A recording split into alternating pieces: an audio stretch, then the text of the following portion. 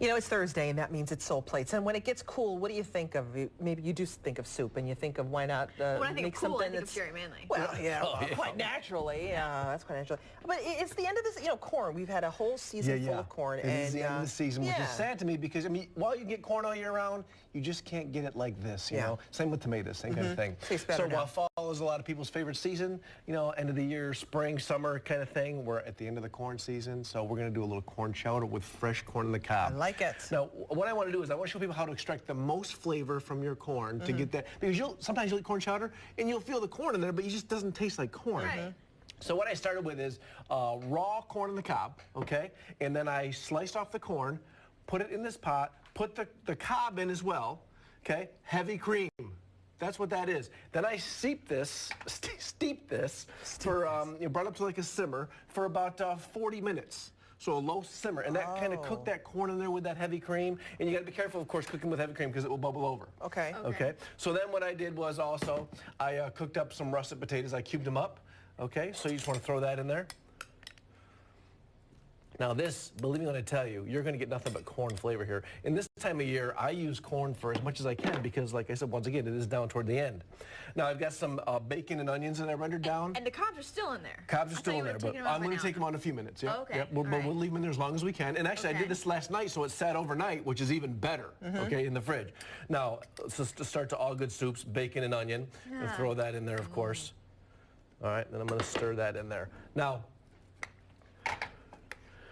when you do the bacon onion, you of course slice the bacon up real fine, put it in the bottom of your pan, start running that down, then add your onion, and that's the step for that. Okay, so it's already cooked. Yep, exactly. Also what I have here is I have some cooked corn on the cob that we had for dinner, so now you can just take that as well if you got that laying around, slice it right off the cob like that, in sort of like any kind of a dish or bowl so that you can capture all the kernels, okay? And we're going to throw that in there as well.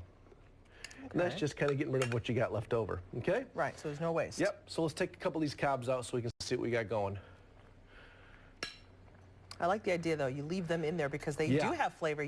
But you don't think about that. You're like, oh, it's, right, and you're wasting it. Right. Because, and then once you get the corn off it, if you also take the back of your knife and go down it, you'll get all that corn milk in there, which is huge flavor, huge. All right. Now look at that. This is beautiful. Some people would take this and you can put it in your food processor and smooth it out if you want a smooth chowder. I like the texture thing. Okay? But you're going to taste this, ladies. You're going to tell me how much corn flavor you got in there. It's going to be mind-blowing. It really is amazing. Now, what about, like we talked about how good it is for the season right now. Can you cut it off the cob and freeze it? Yes, you'll need to blanch it a little bit. Okay, and then freeze it. Otherwise, there's too much water content in there. You know, like all good corn on the cob, you should have a nice big old pat of butter right there in the middle. Of course, spoons. And look how pretty that is as well. That is pretty. It's got great color. Yep. Got great color. And it might be a little warm. Be careful. Is it better, do you think, to if you don't have time to make now? Well, if you do you cut off the corn and freeze that after you blanch it, or just make the soup and freeze it all together? You can't really make the soup because heavy cream doesn't freeze well. Oh, okay. Yeah, and this is a lot of heavy cream, so it's, you know, even though it tastes light, it's a lot of calories because it's all made with heavy cream. But you know, like all soul plate recipes, we can cut these calories right in half easily. Just eat half. Just eat half. Yeah. This is Jen. That tastes so fresh. Oh, isn't that beautiful? This is, right. Isn't it unbelievable? This is so good. Right. Oh, that's There's like a so sweetness, but then the savory part. And does it taste light too? Because it's not heavy. It doesn't feel. When you say chowder, I tend to think of something really thick and kind of creamy. There's a hug from Grandma in here also, right? Absolutely. Yeah, this is in the winter, I would thicken this with like a roux to make it more of a hearty winter kind of thing. But this end of the summer's chowder, it's beautiful. This is like the cable knit sweater of food. You put this on and you're like, I'm good. I'm just going to take a nap. Nice. Yeah, I love it. Oh, yeah. I want some more, but I don't want to.